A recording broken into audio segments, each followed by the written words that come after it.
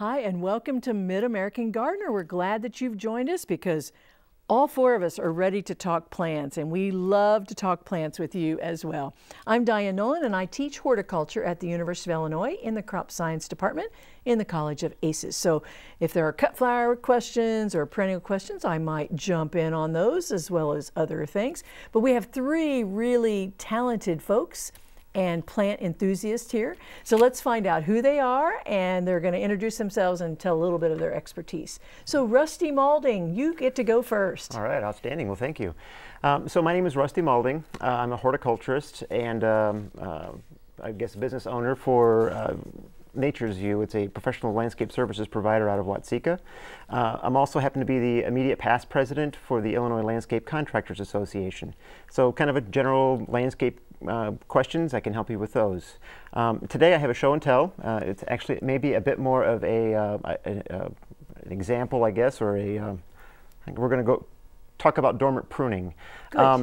Last fall I was on and we talked a little bit about dormant pruning for yews, the evergreens, and I got to thinking about it, and it's still dormant outside. The plants have not quite responded and fully come leafed out, so there's still time to do some last-minute dormant pruning this year. And one of the things I often see people do is just break out the old hedge shears and go to town and trim these suckers back sort of indiscriminately, flat, round, whatever geometric shape you like. And I kind of like the natural look. So I want to talk a little bit today about the process of how to do that. When you see a piece of, I'm going to pretend this is a shrub, and you have these tall points up here, we can selectively prune out certain branches down to a joint, and that will eliminate or reduce the size. If you do that a couple of times, taking it back down to a key point, you then just reduce the overall height by probably 6 inches, just by making 2 or 3 cuts there. I took that whole height down. This is a great technique for things like forsythia, viburnum, this is a privet. They generally say don't prune your spring flowering shrubs now. If you're doing very selective pruning to kind of reduce your height, you can do it now, and you will still have your flower buds here at the end of your other branches. Conversely, if you came back with hedge trimmers, you trim up all the flower buds and you lose that floral display for this year. So this is a really great technique. It allows the sunlight to penetrate through the canopy because you're selectively thinning. It rejuvenates the plant, so these other smaller branches are able to come back up through and kind of grow and fill in that void that's left. I love natural pruning. That was excellent. Thank you. Now I want to leave and go do some pruning. But I might wait. Okay. And don't you think it is one of those things that, people think that hedge trimming is actually lower maintenance because it's so fast and stuff, but in the long run, you actually you change the whole dynamic of the plant, and suddenly you've got all these little twigs at the top, and it makes and it makes it more maintenance. Don't you think, by doing the hedge trimmers? Absolutely, absolutely. And it's not sustainable because you wind up with this little dense layer of foliage in this top 4 to 6 inches, and it blocks out the rest of the plant. And so it really is the most sustainable way to go about doing things. And I brought these along too because I love tools. Don't be afraid to have just a pocket folding saw with you. Some of these branches may get pretty good sized, and these work really well. Don't be afraid to cut branches down 3, 4, 6 feet down into it, particularly things like arrowwood viburnum or the forsythia. They'll have 1-inch trunks. You can just cut those suckers all the way out and you're good to go. Wow. And isn't it fun? I'm geared up. Admit it. Admit it. Don't you think pruning's fun? I love to prune. I really do. Sometimes family and friends, you have to ask them to go in the house because pruning makes some people nervous and they don't want to watch. The first time you do it, it's so a little much nerve-wracking, fun. but after that, it's so much fun. I think I've saved a lot of marriages by being the person to come in to do it because the husband typically, inevitably, well, you killed my shrub. Well, no, it's just wait a minute and it'll be fine. Wait a minute. Okay, it's a show about pruning, everyone, but we're going to try to make ourselves go to other things, and I bet, Kay, you can find something for us in the middle. Yes. Kay Carnes. For something now and different. Hi, I'm Kay Carnes. I'm a Champaign County Master Gardener, and my areas of expertise are herbs, vegetables, seed saving, and especially heirloom vegetables. So And I have a question from a viewer that said, I have planted radishes for the last 2 years and get nice tops but nothing underground. They are planted in potting soil. Could that be the problem? In a sense, it might be if the potting soil doesn't have anything mixed with it and it drains rapidly. There's several things that could cause this. For one thing, the type of radish, there's spring radishes and fall radishes. And so if you're trying to grow a spring radish in the fall or a fall radish in the spring, you're not going to get very good results. Also, another thing is excess nitrogen in the soil. So if you're really heavy with the fertilizer, that can cause it. Overwatering, underwatering, both will cause that to happen. And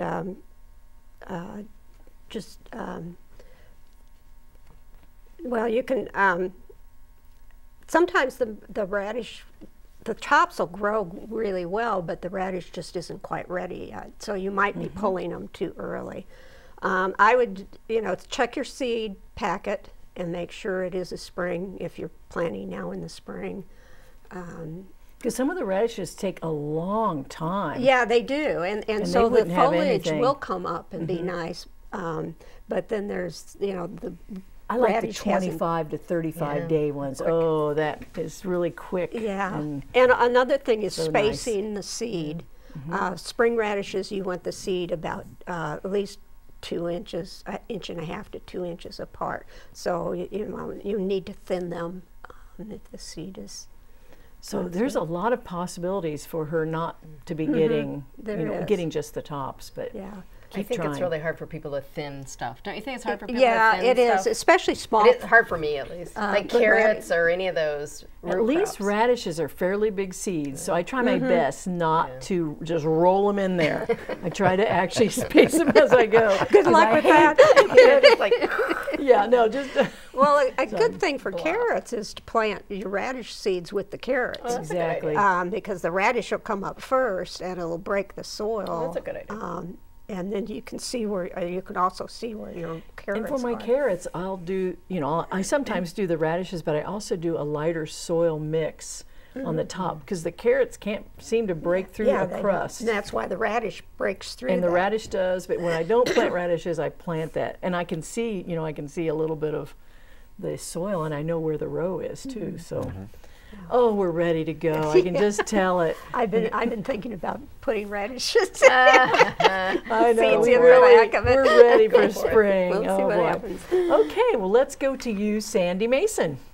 Yes, I'm Sandy Mason. I'm with the University of Illinois Extension, and for some 30 years I was a horticulture educator, and I'm now the State Master Gardener Coordinator. Yay. So I'm really excited about that, because Master Gardeners are the best, as we all know. So I'm just letting you know, they're the best. And I brought a show and tell, and it is one of those things, we're so excited about gardening, and one of the great things is, what those things that actually bloom early. Now, I know this year it's been particularly warm, and so we're kind of thinking about things blooming early, but this is actually a plant that does normally bloom early. This is actually, it's Cornelianthera dogwood. So it's actually a type of dogwood, and the flower, this is the flower, it looks very, very different than we typically think of, like flowering dogwood and all the other dogwoods that we have. So this actually is an excellent plant, I think, for, it's kind of it almost looks like an oversized shrub in some respects, because it often has this kind of oval shape to it. It is an excellent plant, I think, for screens. Like if you have, and it could get up to certainly 25 feet, but if you really wanted something that kind of screened an area, it's pretty twiggy. It's not like an evergreen that would be that kind of a screen, but I think just a long line of them, and then to see these blooming, and typically it would be in March. We're probably a week or two early yet this year, but it certainly is March. This would be a plant that, the flowers, if this was blooming when the leaves were out, or if it was blooming in, July or something, we probably wouldn't even notice it. But just the fact that it blooms so early, you really really do notice it, and it's such a wonderful, just wonderful breath of spring, don't you think? Oh, and it's I gorgeous. never really had it too much as a cut flower, but maybe you all have had more experience as a cut flower. It'd certainly be, I would think, a very nice one to bring inside as well. I've never had enough of one until maybe this year. To actually have it. But there are two-story ones on the University of Illinois campus. Right, so it's Cornus moss, Cornelianthry dogwood. You get to be about 25 feet or so. It does actually have a nice fruit on it that usually appears in August that's actually edible. And it's actually a big fruit. It's probably about like that. And when it's prolific, it's very pretty on the plant. And it is, as I said, it is edible. So you certainly, I've never had, I've tasted it fresh. It's a pretty tart. So it's one of those that I think typically people add a lot of sugar to it and make jams and jellies like we do with all the other things that are tart. But if you're interested in an edible landscape and just really wanting something a little bit different, and certainly something that blooms early and something different, so it's really fun. I don't think it has too much in the way of insect and disease problems. It's not native, but as far as I know, there's no problems with invasiveness, and but it really a pretty tough plant. So that is just so gorgeous. So we're going to have I her love lay it here on the table so we can enjoy it. Yeah, It's just really pretty. That's one of those really cool, like sort of small tree, large shrubs. Yeah, and it is. They do make excellent. Whenever the leaves are full, you can't see through it. Yeah, that's another good point too. So once the leaves And I come would out, say it's very pretty. underutilized. Yeah, absolutely. I think absolutely, because it is a tough plant. Yeah. So that's what I think. So now Cornus moss, M-A-S, go out. Now there'll be a run on Cornus moss. Okay, well let's go to our Did You Know segment next. An ant can lift 10 to 20 times its own body weight. If a man weighed 180 pounds, he would have to lift 1,800 to 3,600 pounds to be as strong as an ant. That is impressive. Okay. Can you do that, Rusty? Nope. No, we can't. Okay, well, let's go to the phone lines. And Kay has a question on line 2 about winter insects. Hi, Kay. Hi. Hey, I have a question concerning my animals. Now, is this a plant question? Yes, it's about the ground, about the grass and everything. Okay. Okay. Okay, what I was wanting to know is what's a good fertilizer or something good that I can use on my yards to stop fleas, stop any kind of bugs, mosquitoes, anything like that. It sounds like an animal question, but if you want to answer it quickly, normally we don't take animal questions, but Yeah, kind of a pest control issue. it is, but it's... Yeah. So like things like fleas, there's a commercially available product called Crosscheck, and I'm trying to remember the active ingredient, and I cannot right now. I know it lasts for about 30 days and has to be repeated for the application to work well. But essentially, on any of these kinds of things, you're looking at repeat applications throughout the year. You're way ahead of time right now. You really shouldn't be looking at anything for probably at least a month before getting out and putting anything down. And as far as like fertilizer for your lawn, again, you're probably easily a month ahead of where you need to be. A lot of times people will get out and they want to put down weed and feed or pre-emergent for crabgrass control, and you're way ahead of the curve right now. So crabgrass won't germinate until roughly May 1st to May 15th around this in Illinois. So you just have to get it down before then. So relax Yep, a little bit. take but it easy. Do your research, I guess, and then relax. Okay, well, let's go to, I guess we're going to go to line 6. And Marcia has a pruning question about blackberries and raspberries. Hi, Marcia. Hi. Yeah, last year we put in raspberries and blackberries, and they have pretty much taken over the entire part of our garden. And I was wondering how we should prune those back to make them a little more able to, come back in. Well, Okay, I who can- wants to join in? Well, And if you're- you all can. If they're taken over, I guess Yeah. I would say it isn't a pruning issue. It's probably more of a get out the old spade and sort of cut it back. And it's easy to do right now, Yeah. relatively. Absolutely. And you have to be careful with pruning because they bear on the ends, and so because I know from experience, I pruned back one year and hardly had any berries, and those were blackberries.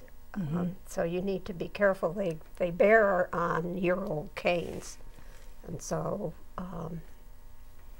Kind of So thin thin out the old stuff. Yeah, that's And thinning out. And you can tell the color of the old. yeah. It's- You can, and they break real easily. Yeah, you can tell that. And then don't let it get ahead of you.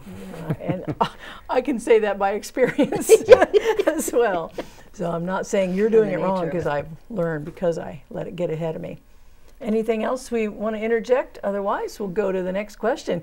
Thank you for your question, Marcia. Well, we're going to go to Nancy's question, line 4, about an orchid. Hi, Nancy. Hi. I have 2 orchid plants. Yes. And they've formed plantlets on the flower stalk. One has a root on it and the other one doesn't. How do I remove those to start new plants? It actually has a root, or it's starting to flower again? No, it has one of the little plantlets on the flower stalk has a root coming from it. Interesting. I don't know. Yeah, I don't know Not what seen orchid that, but that is. I don't know. I don't know anything about it. If it has, I don't know what kind of orchid it is. Do you happen to know what kind of orchid it is? Phalaenopsis. Pardon? Phalaenopsis. Phalaenopsis. I've never heard of them actually forming roots. Sometimes they'll flower again on that same stalk. I've certainly seen that. Well, you'll actually see another little, they'll flower, and then you'll actually see another little flower stalk will come off if they're happy. Maybe actually sending out a flower stalk. This might be a wait and see. I think I would, because I'm not so sure it's not sending out another flower stalk on a moth orchid like that. And I've seen them do that. Yeah. So I think I would not cut I think I would or wait prune and see, because usually they're going to have, the roots are going to start coming out from that main stem area. You're going to start. So I don't know if they actually ever form babies off the flower stalk. It's more basal at the base of the plant. Right. Right? Yeah, it's at the think base so. and that main sort of stem area. You'll see these aerial roots coming out typically. So yeah, I think I'd wait and see. I think you're going to be surprised, and I have a feeling you're going to end up with another flower stalk coming off, which is great. That's just fabulous. Yeah, that's a good surprise. Yep, that is a good surprise. Okay, thank you for your question. And we're going to go to Don's question about carrots, and this is on line 5. Hello there, Don. Hi, Diane. Thanks for taking the call. I really enjoy your show. Thanks so much. What's your question? Where'd Don go? We lose him? We lost him. Dawn. Come back. No, we want to hear the question. Come back. Okay, please call back. We want to know. We were all excited about carrots. Oh boy. Okay. Well, I guess we're going to go to Mary's call, and she's on line 2 about rhubarb. Hi, Mary. Hi. Last year I heard you say something about a rhubarb plant not being good if it froze, and this is my first year for planting rhubarb. Can you give me some good hints on it? Well, that's true. You should not eat the leaves or the stalks after they freeze because it causes a chemical to form that's toxic. So just eat the whatever. If this is your first year plant, you may not want to cut it anyway. I don't know how big it is or how long you've had it, but generally they take a couple of years to really get big enough to get a good cutting You out can of it. sort of tell by the stalk itself. Yeah.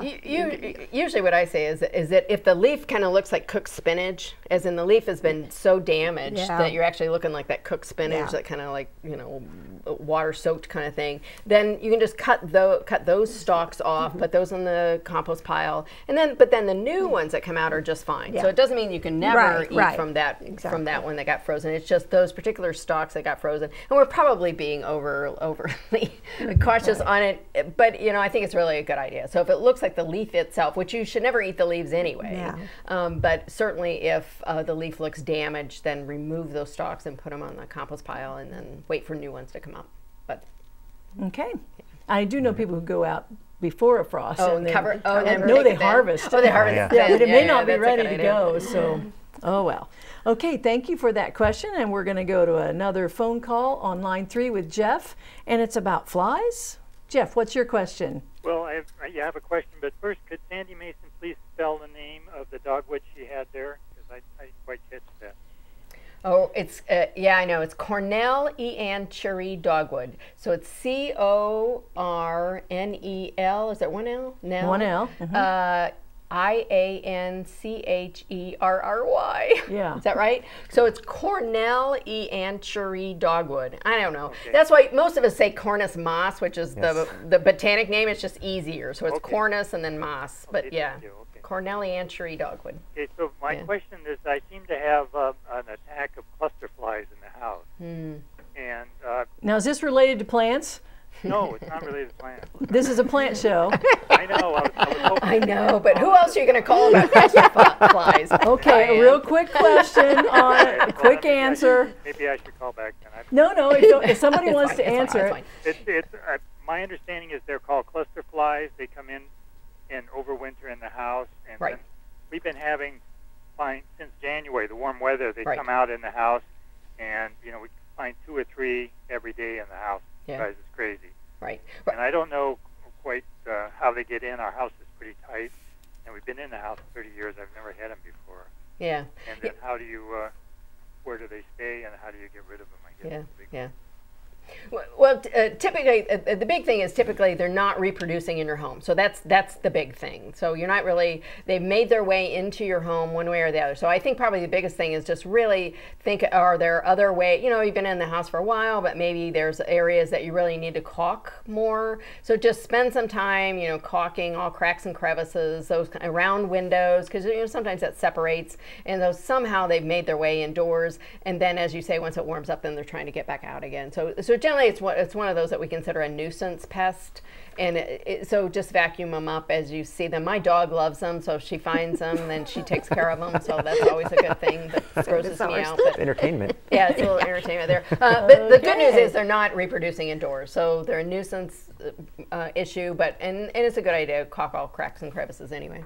Okay, very good. Well, I do want to take we might get to some emails, but let's go take another phone line on line 6 about potted plants. And David, what is your question? Well, my question is, what kind of potted plants can I plant for fleas? I'm kidding. Okay, that's it. I am from Missouri. I am not a native of Illinois. However, there are many differences between gardening outside, and I now live in an apartment and was wondering about how to pot a garden, like a potted garden. A potted garden. A vegetable or? Specifically with yellow squash. Oh, with yellow squash. Okay. Do you have good light? Do you have a window with good light exposure? Or a balcony? Or a balcony, yeah. Yes. Then you need about 6 hours a day at minimum of light for the most vegetables, almost all vegetables. You want a good pot, big pot. You want to make sure you got good drainage, fertilize, because you're going to be, the water's going to be running through it, so you need to add a liquid fertilizer. I use fish emulsion to fertilize plants. Just make sure that you don't overwater them, because that's a real big mistake a lot of people make. So it's going to kind of depend on the weather and the heat, and do you have them inside or outside.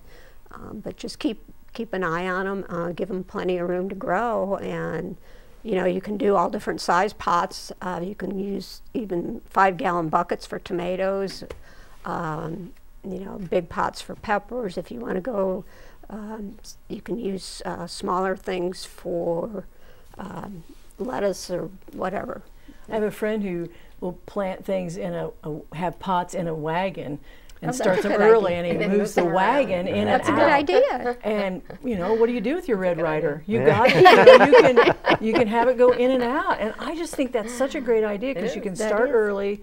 It gets a little bit rejuvenated outside, and then if it's frosty, you bring it back in. And you're never too big to go for a ride in a Red Ryder. No, and it hardens the plants off. On the other hand, if you want them inside more. So I just thought that was a great idea. Or maybe you get ones with the sides. I don't know, but But anyway. And don't you think it's one of those things that maybe to start out, since he's kind of new, to maybe start out with some of those like quick things like lettuce and spinach. And some of those are absolutely beautiful, even the radishes and carrots, and some of those that are pretty quick, and then you kind of get more familiar with, you know, kind of conditions and those, rather than maybe squash and tomatoes and some of those that take more time. I'm not sure if he likes Swiss chard, but I think that's a real pretty one. It's decorative and so looks nice and tastes good too. And it does. And even if you don't ever eat it, it looks so pretty. The Bright Lights one.